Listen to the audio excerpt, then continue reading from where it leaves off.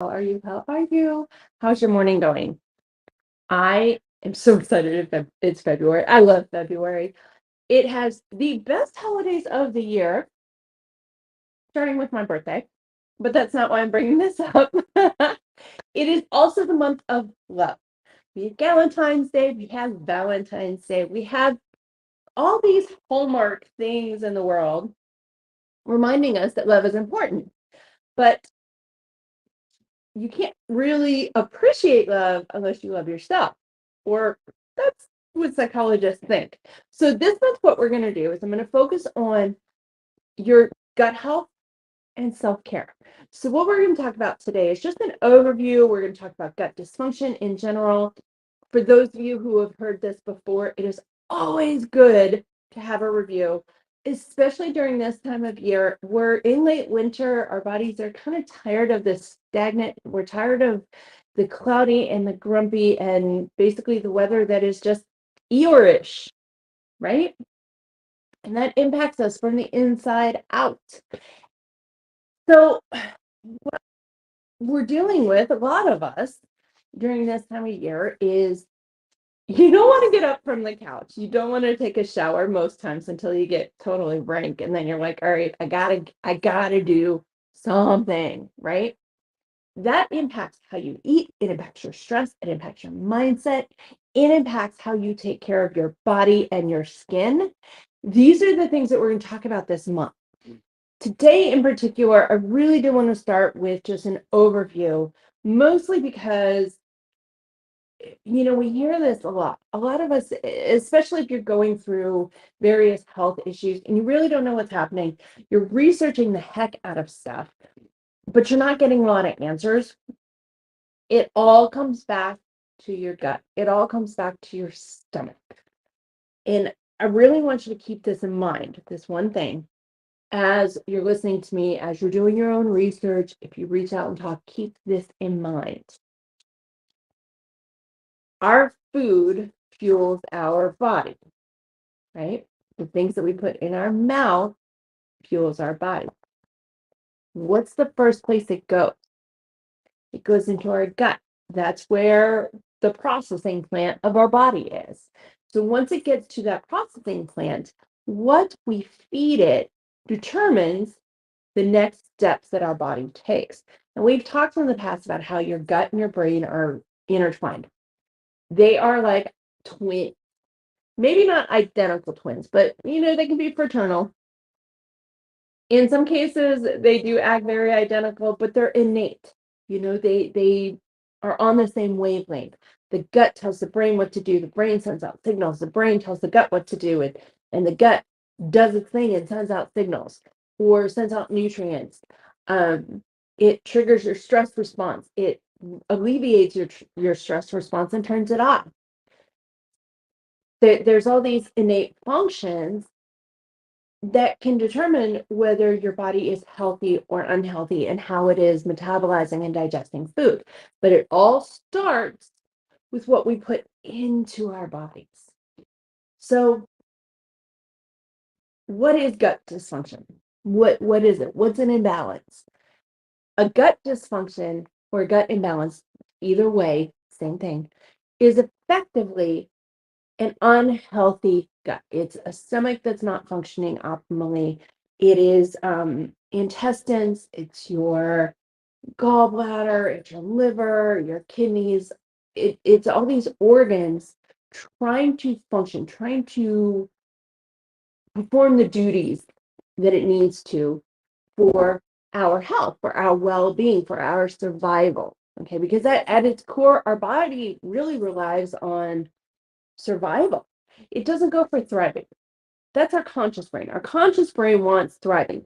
As human beings, we want to thrive. We want to enjoy life. So our mindset is such a key component. And we're going to talk about mindset next week. I always follow up an overview with mindset, mostly because if your mind's not ready, you can do everything else. And it's going to be like climbing Mount Everest.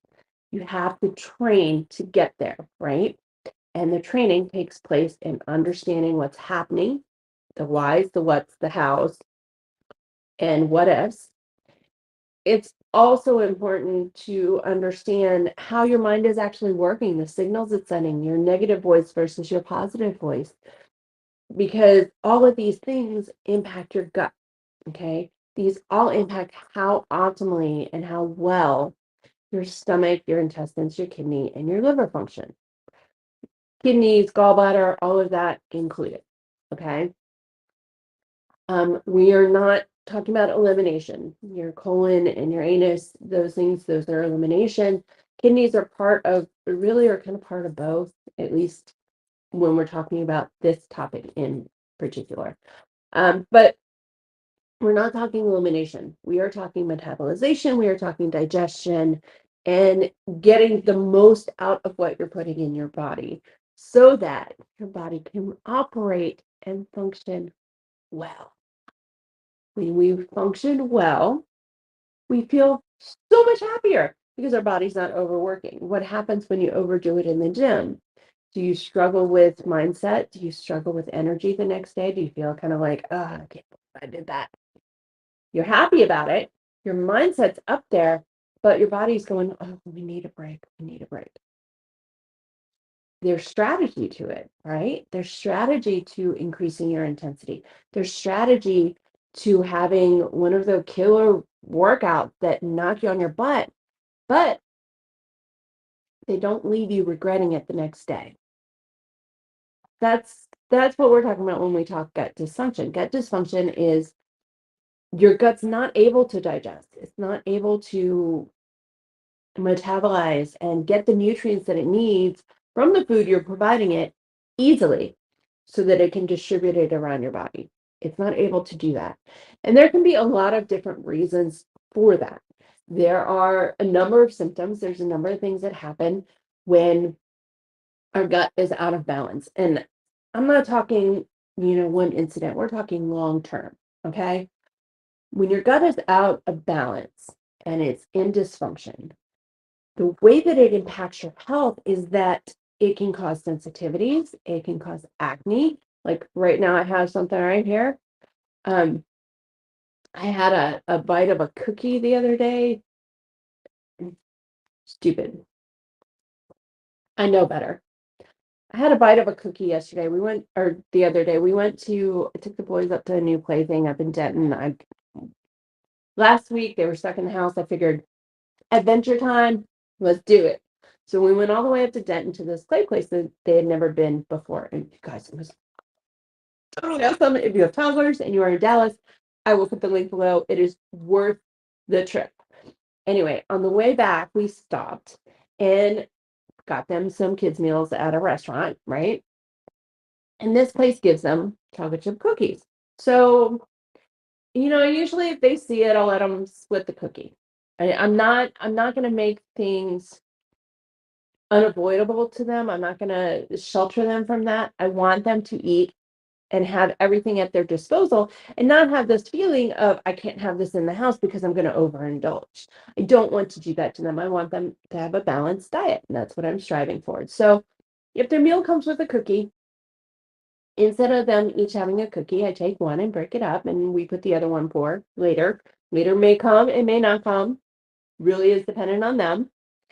Um, so anyway, so I broke it up and Drew gave me a piece, right? And it was a little piece, but he gave me a piece. And a regular chocolate chip cookie has a lot of butter in it.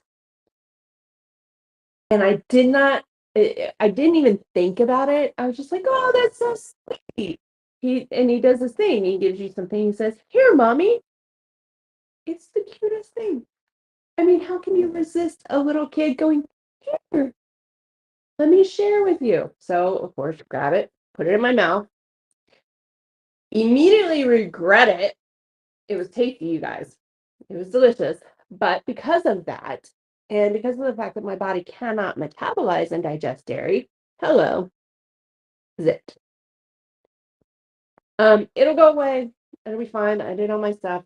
But these are symptoms that you're going to experience. Now, if it's just minor case, so there's a couple of different stages with dysfunction. We're going to split them into three: early, intermediate, and advanced. So when you're in early stages, you're dealing with things like acne, temporary fatigue or exhaustion, a temporary rise in how stress feels. It feels a little bit more intense than it normally would. You might be grumpy for a little bit. Sad, depression might come in, but it's temporary. It's here and then it's gone within 24 hours. When you're looking at intermediate, things like IBS, SIBO start seeping in, IBDD, which I believe is now more connected towards SIBO. So what SIBO is small intestine bacterial overgrowth. So it's not candida. This is within your intestines, not necessarily your stomach or your stomach. Candida occurs within your stomach. SIBO occurs within your intestines.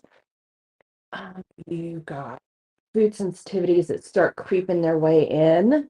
And when we're looking at advanced, so between intermediate and advanced, you have some weight issues. Either you gain weight quickly, you lose weight quickly, or you aren't able to budge. We're talking inches and we're talking scale. Okay.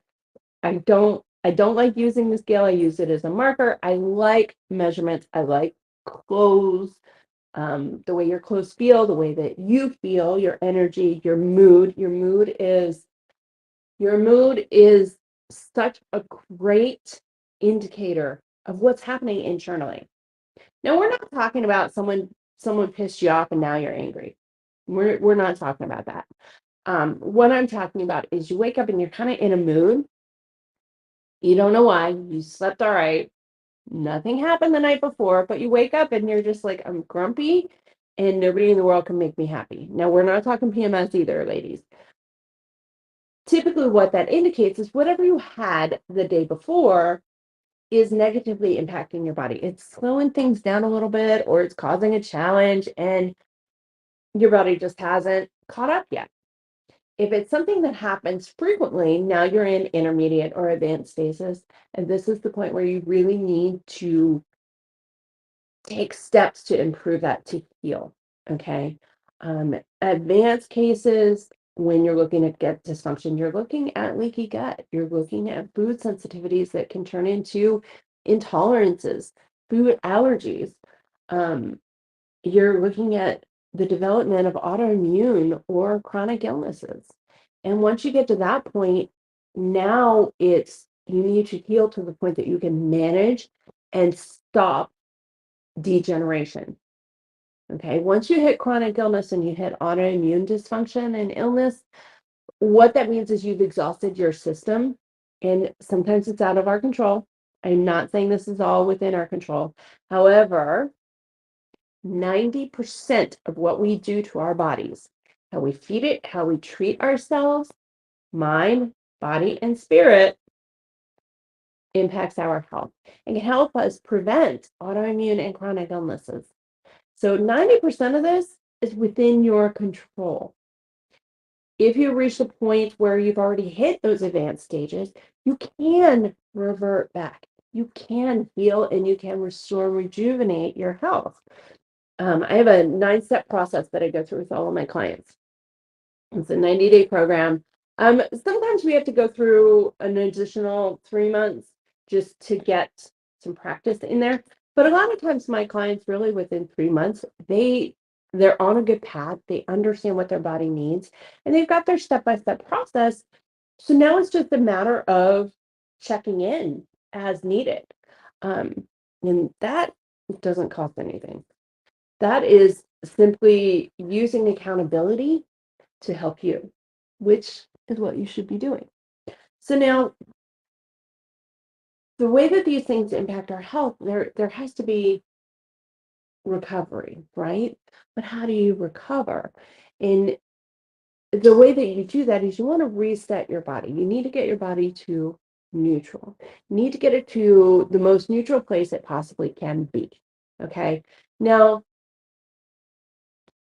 the biggest thing with getting your body back to neutral is that neutral is different for everybody. Neutral and that balance point looks different on everybody. Okay. There's a couple of things, and there's a list of probably about 10 things that we do during that first reset phase of my program. There are 3 phases, 9 steps. Okay. 3 steps per stage.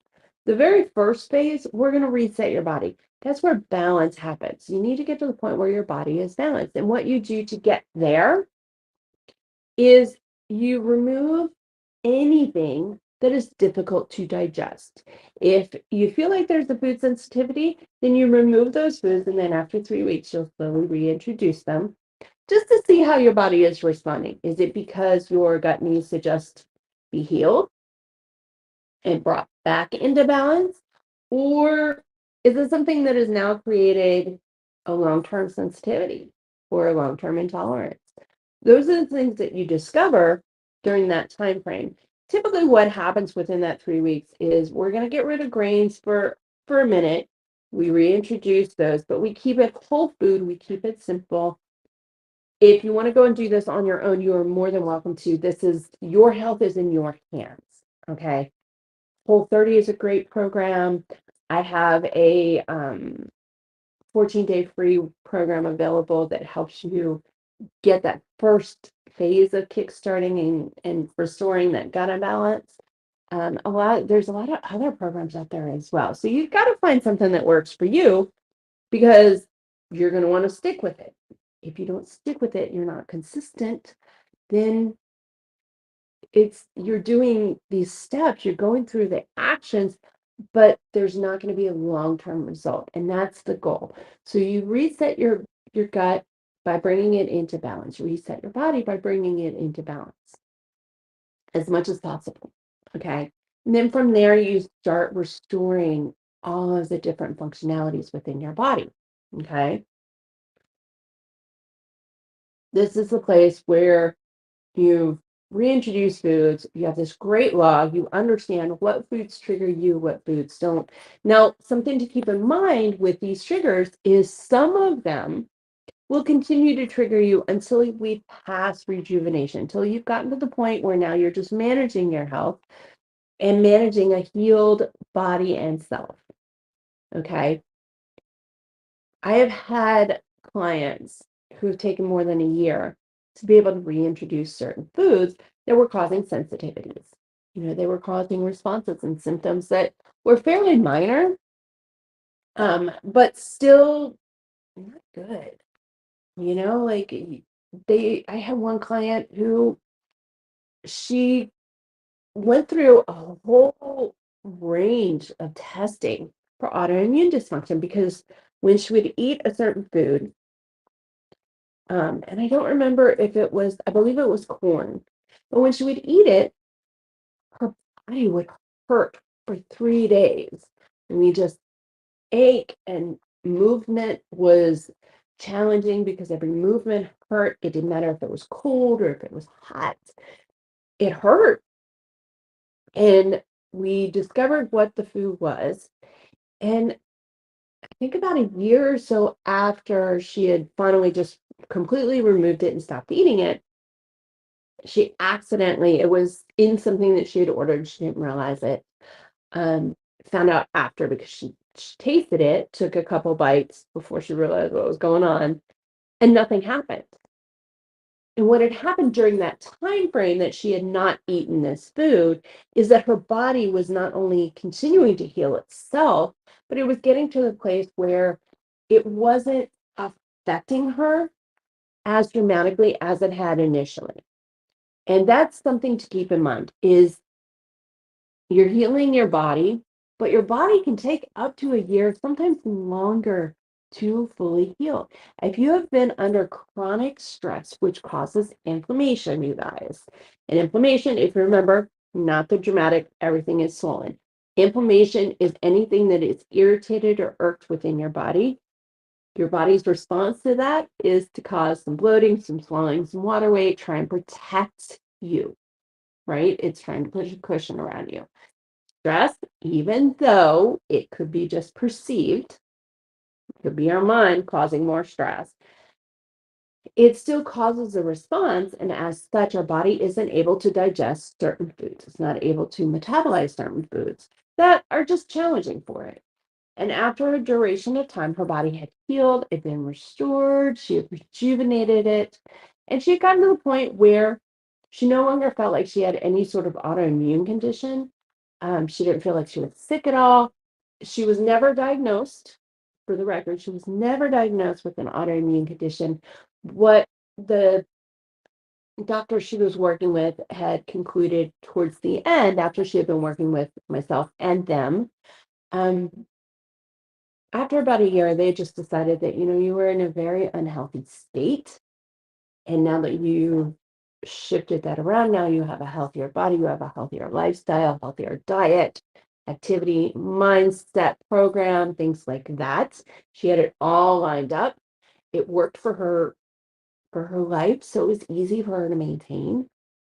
A year or so in, they decided there wasn't an autoimmune condition.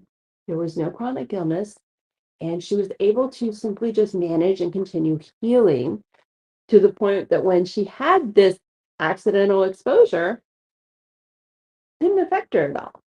And that's the ultimate goal for me, you guys, is for you to heal your gut and ultimately your body to the point that whatever sensitivities, whatever symptom triggers you are currently dealing with are gone for good. Because a lot of times, if you can catch this early enough, you can prevent long term illnesses like autoimmune dysfunction and chronic illnesses like diabetes. All right. So, when you get to that place where you're now healing and continuing to heal, you want to get into a mindset of this isn't just healing anymore. This is just lifestyle. Gut dysfunction can destroy our health.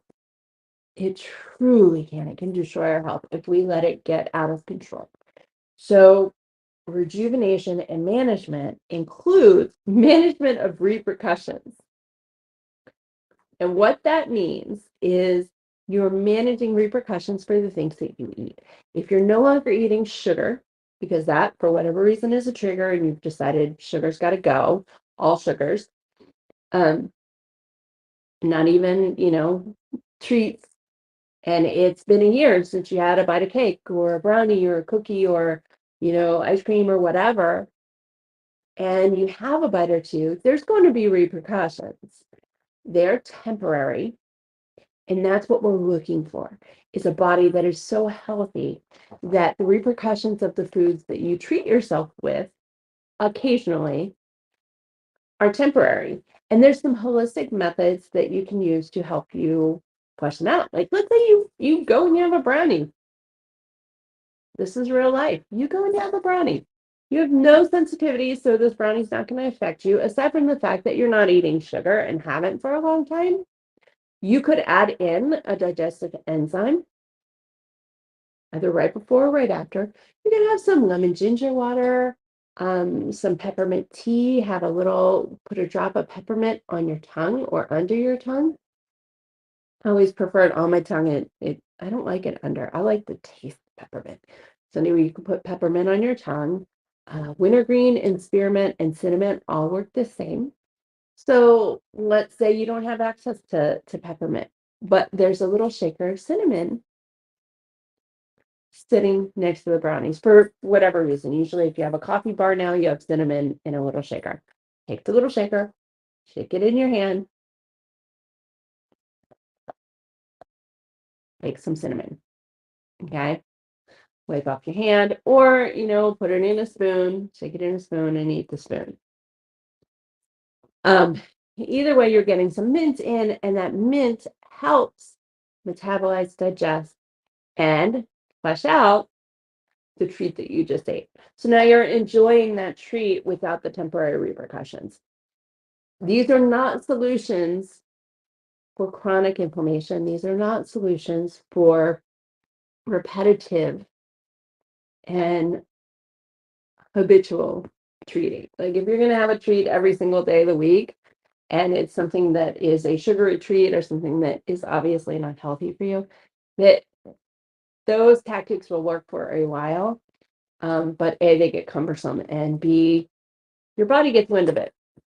Your brain's not stupid. Your subconscious sees what your conscious is doing and understands when it's trying to trick it, not play games with it and get it into a healthier state. Which, when you're in any sort of health transformation, that's what's happening, is you're using your training in your conscious brain to impact your subconscious brain, right? You're telling your brain, your subconscious brain, what it needs to do and how it needs to operate.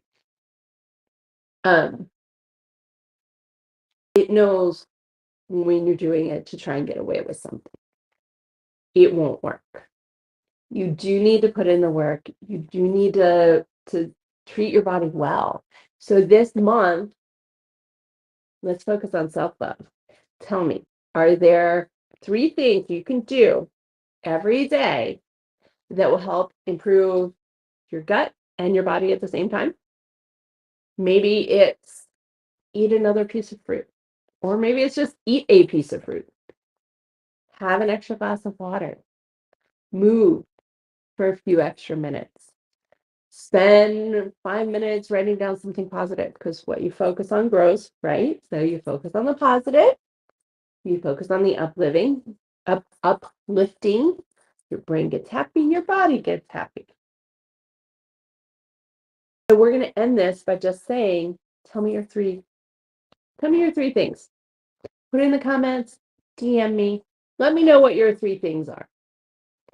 I will tell you mine. Mine are to make sure I'm eating enough fruits and vegetables, make sure I'm drinking enough water, because for some reason this time of year that kind of falls off the wagon a little bit and I get distracted. And my third thing is to focus on the people, the things that I love, including myself.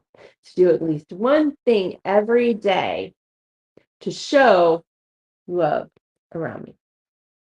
It's going to look different every day, but those are my 3.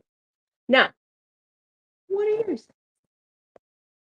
I am excited to hear about them. We're going to talk mindset next week, so I will catch up with you then. Have a wonderful week and chat with you later. Bye.